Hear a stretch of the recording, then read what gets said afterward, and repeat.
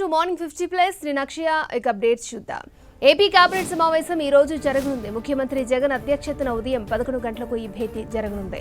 సెక్రటేరియట్లో జరిగే ఈ సమావేశంలో పలు కీలక అంశాలపై చర్చించనున్నారు. ఈ నెలాఖరులో నిర్వహించిన అసెంబ్లీ సమావేశాలు, శాసనమండలి చైర్మన్ ఎంపిక, కోవిడ్-19ను అరికట్టేందుకు తీసుకుంటున్న చర్యలు, పాఠశాలల నిర్వహణలో తీసుకున్న కోవిడ్ నియమాలు, రోడ్ల మరమ్మతులు వంటి పలు అంశాలపై చర్చించనున్నారు. ఇటు తెలంగాణ మంత్రివర్గం కూడా ఇవాళ భేటీ కానుంది. సీఎం కేసీఆర్ అధ్యక్షతన మధ్యాహ్నం 2 గంటలకు జరగనున్న ఈ సమావేశంలో శాసనసభ సమావేశాల తేదీని ఖరారు చేసే అవకాశం ఉంది. ఈ నెల 25వ తేదీలోగా ఉభయ సభలో సమావేశం కావాల్సి ఉంది. దీంతో ఆలోగా సమావేశాలను ప్రారంభించేలా నిర్ణయం తీసుకోనున్నారు. సమావేశాల్లో ప్రవేశపెట్టే బిల్లుల అంశంపై కూడా చర్చ జరగనుంది. దళిత బంధు పథకంపై కూడా మంత్రివర్గ సమావేశంలో చర్చించే అవకాశం ఉంది. ఏపీలో జెడ్పీటీసీ, ఎంపీటీసీ ఎన్నికలపై ఇవాళ హైకోర్టు తీర్పును వెలువరించనుంది.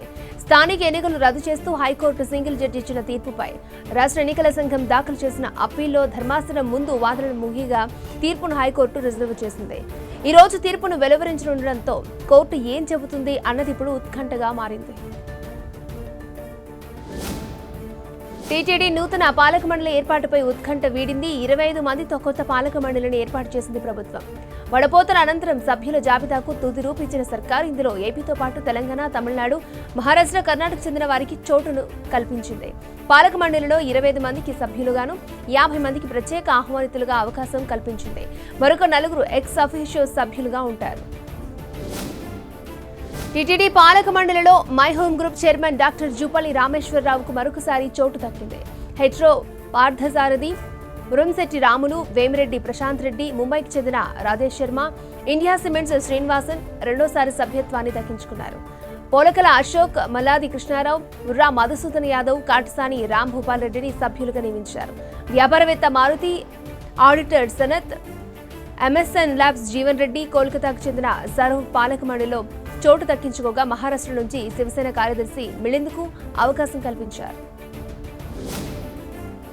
హుస్సేన్ సాగర్ లో వినాయక నిమజ్జనంపై ఇవాళ సుప్రీంకోర్టులో విచారణ జరగనుంది. హుస్సేన్ సాగర్ లో ప్లాస్టర్ ఆఫ్ పారిస్ విగ్రహాల నిమజ్జనానికి తెలంగాణ హైకోర్టు నిరాకరించిన నేపథ్యంలో రాష్ట్ర ప్రభుత్వం సుప్రీంకోర్టులో అప్పీలుకు వెళ్లింది. ఈ ఏడాది నిమజ్జనాలకు అనుమతినివ్వాలని సర్వోన్నత న్యాయస్థానాన్ని కోరింది. తెలంగాణ ప్రభుత్వం అప్పీలును స్వీకరించిన సుప్రీంకోర్టు ఇవాళ విచారణ చేపట్టబోతోంది. కామాంధుడి చేతిలో బలైపోయిన చిన్నారి కుటుంబానికి న్యాయం చేయాలంటూ వారి ఇంటి వద్ద వైఎస్ షర్మిల చేపట్టిన దీక్షను పోలీసులు భగ్నం చేశారు. అర్ధరాత్రి దాటిన తర్వాత ఆమెను అదుపులోకి తీసుకుని లోటస్ పాండ్కు తరలించారు. చిన్నారి కుటుంబానికి 10 కోట్ల రూపాయల పరిహారం ప్రకటించడంతో పాటు ఆమె కుటుంబానికి న్యాయం చేయాలన్న డిమాండ్తో నిన్న ఆమె దీక్షకు కూర్చున్నారు. కానీ పోలీసులు ఆమెను అదుపులోకి తీసుకోవడంతో దీక్ష భగ్నమైంది. చిన్నారిని చిదిమేసిన మానవ మృగం రాజు ఇంకా పట్టుబడలేదు. ఆ రాక్షసుడిని పట్టుకునేందుకు హైదరాబాద్ పోలీసులు తీవ్రంగా గాలిస్తున్నారు. పట్టిస్తే 10 లక్షలు ఇస్తామని ఇప్పటికే ప్రకటించిన పోలీసులు రాజు ఆనవలను ప్రజలకు తెలిసేలా చేస్తున్నారు. రాజు గుండు చేయించుకుంటే ఎలా ఉంటాడో కూడా ఫోటోలు విడుదల చేశారు. రాజు ఎక్కడ కనిపించినా గుర్తుపట్టేలా బస్సులపై పోస్టర్లను అతికించారు. దేశంలో మహిళలపై నేరాల పరంపర కొనసాగుతూనే ఉంది. దేశవ్యాప్తంగా నిత్యం సరాసరి 77 అత్యాచార కేసులు నమోదవుతున్నట్టుగా జాతీయ నేర గణాంకాల బ్యూరో ఎన్సీఆర్బీ నివేదికను వెల్లడించింది. సగటున ప్రతి గంటకు 3 అత్యాచారాలు, 3 హత్యలు నమోదవుతున్నట్లుగా తేల్చింది. ఇలా ఏడాదిలో మొత్తం 28,046 సంఘటనలు చోటు చేసుకున్నట్లుగా పేర్కొంది. అయితే మహిళలపై నేరాలు 2019తో పోలిస్తే కాస్త తగ్గినట్లుగా ఎన్సీఆర్బీ వెల్లడించింది. 2020లో మొత్తం 3,71,503 కేసులు నమోదవగా 2019లో ఈ సంఖ్య 4 లక్షలుగా ఉంది. ఎన్సీఆర్బీ నివేదిక ప్రకారం ఏపీలో నేరాలు తగ్గగా తెలంగాణలో మాత్రం పెరిగాయి. 2019తో పోలిస్తే ఏపీలో 15% కేసులు తగ్గాయి. ఏపీలో 2020లో 883 హత్యలు జరగగా మహిళలపై నేరాలు 17,089కి నమోదయ్యాయి. ఇందులో 4% తగ్గాయి. ఇక తెలంగాణలో 2020లో 12% నేరాలు పెరిగాయి. రాష్ట్ర వ్యాప్తంగా గత ఏడాది మహిళలపై లైంగిక వేధింపులకు సంబంధించిన 4,907 కేసులు నమోదవగా చిన్నారులపై లైంగిక వేధింపుల కేసులు 2,074, మహిళలపై దాడుల కేసులు 2,520గా నమోదయ్యాయి. టాలీవుడ్ డ్రగ్స్ కేసులో నటి ముమైత్ ఖాన్ పై ప్రశ్నల వర్షం కురిపించింది ఈడీ. 7 గంటల పాటు ఆమెను విచారించిన ఈడీ అధికారులు అఫ్లాంజ్ క్లబ్ లో జరిగిన ఈవెంట్లు, నగదు లావాదేవీలపై ఆరా తీశారు. ముమైత్ బ్యాంక్ అకౌంట్ల వివరాలను పరిశీలించిన అధికారులు ఆమెకు ముంబైలో 2 అకౌంట్లు ఉన్నట్లుగా గుర్తించారు. డ్రగ్ పడ్లర్ కెల్విన్ జీషాన్తో ముమైత్కు నేరుగా సంబంధాలున్నట్లుగా అధికారులు అనుమానం వ్యక్తం చేస్తున్నారు. ఎఫ్లాంజ్ క్లబ్ జీఎంకి ముమైత్కు మధ్య జరిగిన బ్యాంకు లావాదేవీలపైన ఆరా తీసిన అధికారులు ఎప్పుడు పిలిచినా విచారణకు హాజరు కావాలని ఆమెకు సూచించారు. టీడీపీ దివంగత నేత మాజీ స్పీకర్ కోడెల శివప్రసాద్ విగ్రహావిష్కరణపై వివాదం మొదలైంది.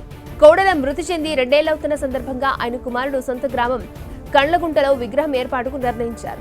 పార్టీ రాష్ట్ర అధ్యక్షుడు అచ్చెన్నాయుడు చేతుల మీదుగా విగ్రహాన్ని ఆవిష్కరించడానికి ఏర్పాట్లు సైతం చేశారు. అయితే విగ్రహ ఏర్పాట్లపై గ్రామంలోని టీడీపీ కార్యకర్తలు అభ్యంతరం వ్యక్తం చేస్తున్నారు. కోడెలపై అభిమానం ఉన్నప్పటికీ ఆయన కుమారుడు చేసిన దారుణాలు మర్చిపోలేము అంటున్నారు. దోచుకున్న సొమ్ము వెనక్కి ఇవ్వాలని డిమాండ్ చేస్తున్నారు. తెలంగాణలో ఇవాళ నుంచి కోవిడ్ టీకాల స్పెషల్ డ్రైవ్ ప్రారంభం కానుంది. ప్రతిరోజు 3 లక్షల మందికి టీకాలు వేయాలని లక్ష్యంగా పెట్టుకున్నారు. 18 ఏళ్లు నిండిన ప్రతి ఒక్కరికి టీకాలు వేయనున్నారు. గ్రామ స్థాయిలోనే వ్యాక్సినేషన్ క్యాంపులు ఏర్పాటు చేయనున్నారు. వైద్య ఆరోగ్య సిబ్బందికి సహకరించి స్పెషల్ వ్యాక్సినేషన్ ప్రక్రియ విజయవంతం చేయాలని కోరింది ప్రభుత్వం. ప్రస్తుతం రాష్ట్రంలో కరోనా పూర్తి నియంత్రణలో ఉన్నప్పటికీ భవిష్యత్తులో ఏ విధమైన ఇబ్బందులు తలెత్తకూడదన్న ఉద్దేశంతో ఈ డ్రైవ్ చేపడుతోంది ప్రభుత్వం. పవర్ఫుల్ కాప్ గా పేరు తెచ్చుకున్న సజ్జనార్ టీఎస్ఆర్టీసీకి ఎండీ హోదాలోనూ తనదైన మార్కులు చూపిస్తున్నారు. సాధారణ వ్యక్తిగా ఆర్టీసీ బస్సులో ప్రయాణించి ప్రయాణికుల సమస్యలను తెలుసుకున్నారు. ఎంజీబీఎస్ లో ఆకస్మిక తనిఖీ చేసిన ఆయన లక్షికపూలో ఆర్టీసీ బస్సు ఎక్కారు. కండక్టర్కు తానెవరో చెప్పకుండా టికెట్ తీసుకుని ఎంజీబీఎస్ వరకు ప్రయాణించారు. బస్సులోని ప్రయాణికులతో మాటలు కలిపి రవాణా సేవల తీరును అడిగి తెలుసుకున్నారు. ఎంజీబీఎస్ లో పరిశుభ్రతను, విచారణ కేంద్రం, రిజర్వేషన్ కేంద్రాల పనితీరును పరిశీలించారు. తెలంగాణలో మరొక సంస్థ భారీ పెట్టుబడి పెట్టేందుకు ముందుకొచ్చింది. జ్యువెలరీ రంగంలో అంతర్జాతీయ స్థాయిలో ప్రఖ్యాతిగాంచిన మలబార్ గ్రూప్ 750 కోట్ల రూపాయలతో గోల్డ్ అండ్ డైమండ్ జ్యువెలరీ తయారీ ఫ్యాక్టరీ, రిఫైనరీ ఏర్పాటుని చేయనుంది. మంత్రి కేటీఆర్తో సమావేశమైన మలబార్ గ్రూప్ చైర్మన్ అహ్మద్ బృందం పెట్టుబడులు పెడతామని ప్రకటించారు. రాష్ట్రంలో పెట్టుబడి పెట్టేందుకు ముందుకొచ్చిన మలబార్ గ్రూప్ కు అవసరమైన అన్ని రకాల సహాయక సహకారాలను ప్రభుత్వం తరపున అందజేస్తామని కేటీఆర్ హామీనిచ్చారు. రేపు గోదావరి నది యాజమాన్య బోర్డు ఉపసంఘం భేటీ కానుంది. కృష్ణా గోదావరి నది యాజమాన్య బోర్డుల పరిధిని నిర్ణయిస్తూ కేంద్ర జలశక్తి శాఖ విడుదల చేసిన గెజిట్ నోటిఫికేషన్ పై జీఆర్ఎంబీ ఉపసంఘం చర్చించనుంది. జీఆర్ఎంబీ సభ్యులు, తెలుగు రాష్ట్రాల అధికారులు ఈ సమావేశంలో పాల్గొనున్నారు. గుజరాత్లో ఇవాళ కొంత మంత్రివర్గం కొలువుదీరనుంది. మధ్యాహ్నం 1:30 గాంధీనగర్లోని రాజ్భవన్లో మంత్రులు ప్రమాణ స్వీకారం జరగనుంది. గవర్నర్ ఆచార్య దేవవ్రత్ కొత్తగా ఎంపికైన వారితో ప్రమాణ స్వీకారం చేయించనున్నారు. ప్రఖ్యాత టైమ్ మ్యాగజైన్ ఈ సంవత్సరానికి ప్రకటించిన ప్రపంచంలోని అత్యంత ప్రభావవంతమైన 100 మంది వ్యక్తుల జాబితాలో భారత్ నుంచి 3కి స్థానం లభించింది. ప్రధాని మోదీ, పశ్చిమ Bengal CM Mamata Banerjee, serum institute of India CEO other Poonawalla ఈ జాబితాలో చోటును దక్కించుకున్నారు. 75 ఏళ్ల స్వతంత్ర భారత్లో జవహర్లాల్ నెహ్రూ, ఇందిరాగాంధీ తర్వాత 3వ కీలకమైన నాయకుడు నరేంద్ర మోదీ అని టైమ్స్ పత్రిక ప్రొఫైల్లో పేర్కొంది. ఈ జాబితాలో అమెరికా అధ్యక్షుడు బైడెన్, చైనా అధ్యక్షుడు జిన్పింగ్, ఆఫ్ఘాన్ ప్రధాని అబ్దుల్ బరాదర్ పేర్లు కూడా ఉన్నాయి. భారత్ మరొక అరుదైన రికార్డును సాధించబోతోంది. ముంబై అహ్మదాబాద్ బుల్లెట్ ట్రైన్ ప్రాజెక్టులో ఇండియన్ రైల్వే మరొక రికార్డును సృష్టించేందుకు సిద్ధమైంది. ఈ ప్రాజెక్టు నిర్మాణంలో కీలకమైన ఎక్విప్మెంట్ను దేశీయంగా తయారు చేయాలని నిర్ణయించింది. అరుదైన సాంకేతిక పరిజ్ఞానాన్ని దేశీయంగానే అభివృద్ధి చేసి ప్రపంచ దేశాల సరసన నిలిచేందుకు భారత్ సిద్ధమవుతోంది. ముంబై నుంచి ఢిల్లీ మధ్య మొత్తం 508 కిలోమీటర్ల మేర పూర్తి కాగా వయడక్ట్ పద్ధతిలో బుల్లెట్ రైలు ట్రాక్ నిర్మాణం కొనసాగుతోంది. పిల్లల దత్తత ప్రక్రియను మరింత సులభతరం చేయడమే లక్ష్యంగా కేంద్ర ప్రభుత్వం కొత్త నిబంధనలను తీసుకురాబోతోంది. హిందూ దత్తతలు పోషణ చట్టం హెచ్ఏఎంఏ కింద ఇప్పటివరకు ఎలాంటి నిబంధనలు లేవు. దీంతో చిన్నారులను దత్తత తీసుకునేందుకు వచ్చిన ఎన్ఆర్ఐలు, విదేశాల్లోని భారతీయ పౌరులు నిరభ్యంతర పత్రం పొందేందుకు చాలా ఇబ్బందులను ఎదుర్కొంటున్నారు. కొత్త నిబంధనలతో ఆ ఇబ్బంది ఉండదని కలెక్టర్ పరిశీలన అనంతరం నిరభ్యంతర పత్రం జారీ చేస్తారని అధికారులు చెబుతున్నారు. ఈ మేరకు కేంద్ర మహిళా శిశు సంక్షేమ శాఖ నిబంధనలను ఖరారు చేసిందని, త్వరలోనే ఇందుకు సంబంధించిన ప్రకటన వస్తుందని అంటున్నారు. సినీ నటుడు సోనూ సూద్ కు ఆస్తులపై ఐటీ దాడుల అంశం పొలిటికల్ టర్న్ తీసుకుంటోంది. బీజేపీ టార్గెట్ గా ప్రతిపక్షాలు విమర్శల బాణాలను ఎక్కుపెట్టాయి. సోనూ నివాసంపై ఐటీ దాడులను ఖండిస్తూ కేంద్రంపై మండిపడ్డాయి. బీజేపీ లక్ష్యంగా శివసేన విమర్శలను గుప్పించింది. ఢిల్లీ సీఎం అరవింద్ కేజ్రీవాల్ ను సోనూ సూద్ కలుసుకున్న కొన్ని రోజులకే సోనూ నివాసాల మీద ఆదాయ పన్ను శాఖ సోదాలు జరగడం సర్వత్రా విమర్శలు వెలువెత్తుతున్నాయి. ఒడిశాలో ఓ అంగన్వాడీ కార్యకర్త అక్రమ సంపాదనతో అందరికీ షాక్ ఇచ్చింది. విజిలెన్స్ సిబ్బంది చేసిన ఆకస్మిక దాడిలో బయటపడిన ఆమె ఆస్తుల చిట్టాను చూసి అధికారులే మైండ్ బ్లాంక్ అయ్యారు. అంగన్వాడీ కేంద్రం కార్యకర్త కవిత మఠాన్ 4 కోట్ల రూపాయలకు పైగా ఆస్తులను ఆర్జించినట్లుగా అధికారులు లెక్క తేల్చారు. 4 భవనాలు, 10 ఇళ్ల స్థలాలు, విలాసవంతమైన కారు, విలువైన బంగారు ఆభరణాలు ఉన్నట్లుగా గుర్తించారు. ఉత్తరప్రదేశ్లో డెంగ్యూ కేసుల సంఖ్య పెరుగుతూ ఉండడం ఆందోళన కలిగిస్తోంది. ప్రయాగ్రాజ్ జిల్లాలో కొత్తగా 97, ఘజియాబాద్లో 21 డెంగ్యూ కేసులు నమోదయ్యాయి. దీంతో డెంగ్యూ జ్వరాల నివారణకు అధికారులు చర్యలు చేపట్టారు. దోమల వ్యాప్తితో డెంగ్యూ జ్వరాలు ప్రబలుతూ ఉండడంతో ఫాగింగ్ చేపట్టారు. మీరట్, లక్నో, కాన్పూర్ ప్రాంతాల్లోనూ డెంగ్యూ వైరల్ జ్వరాలు ప్రబలాయి. సీరియస్ గా ఉన్నవారిని హాస్పిటల్లో ఉంచి ట్రీట్మెంట్ అందిస్తున్నామంటున్నారు అధికారులు.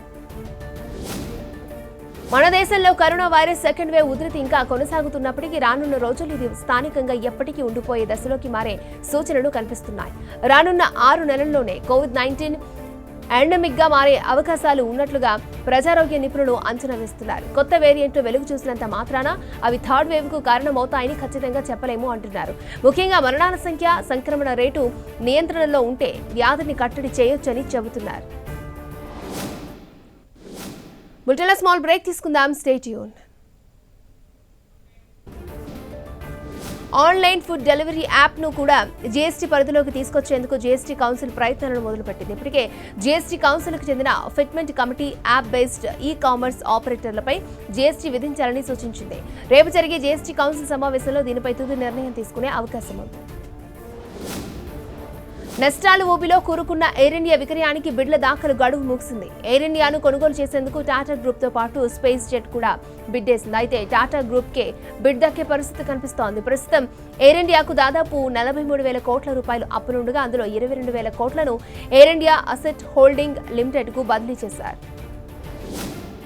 బ్రిటిష్ కార్ల దిగ్గజం మోరిస్ గ్యారేజ్ భారత్లో తొలి ఆర్టిఫిషియల్ ఇంటెలిజెన్స్ కారును ఆవిష్కరించింది.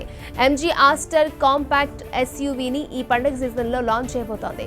కొనుగోలుదారులకు టెస్ట్ డ్రైవ్ కోసం ఈ నెల 19 నుంచి కంపెనీ డీలర్ల వద్ద ఈ కొత్త కారును అందుబాటులో ఉంచనుంది. అనేక అధునాతన టెక్నాలజీ ఫీచర్లు ఎంజీ ఆస్టర్ సొంతం. మధ్యప్రదేశ్లోని 4 కూలీలను అదృష్టం వరించింది. వజ్రాల వేటలో 15 ఏళ్లుగా వారు పడుతున్న కష్టం ఫలించింది. చాలా చోట్ల భూమిని లీజుకు తీసుకుని తమ అదృష్టాన్ని పరీక్షించుకోగా ఈసారి ఏకంగా 40 లక్షలకు పైగా విలువ చేసే వజ్రం దొరికింది. పన్నా జిల్లాలో దొరికిన ఈ డైమండ్ 8.22 క్యారెట్ల విలువ ఉంటుందని అధికారులు తెలిపారు. ప్రపంచ పెద్దన్నగా ఎదగాలని కలలు కంటున్న చైనాకు కౌంటర్ ఇచ్చేందుకు సిద్ధమైంది అగ్రరాజ్యం అమెరికా. రక్షణ రంగంలో త్రైపాక్షిక భద్రతా భాగస్వామ్యానికి తెరతీయబోతోంది. ఆస్ట్రేలియా బ్రిటన్తో కలిసి సాంకేతికతను పంచుకోబోతోంది. ఆస్ట్రేలియాతో కలిసి $1 బిలియన్ న్యూక్లియర్ సబ్మెరైన్స్ విమానాలను తయారు చేయబోతోంది.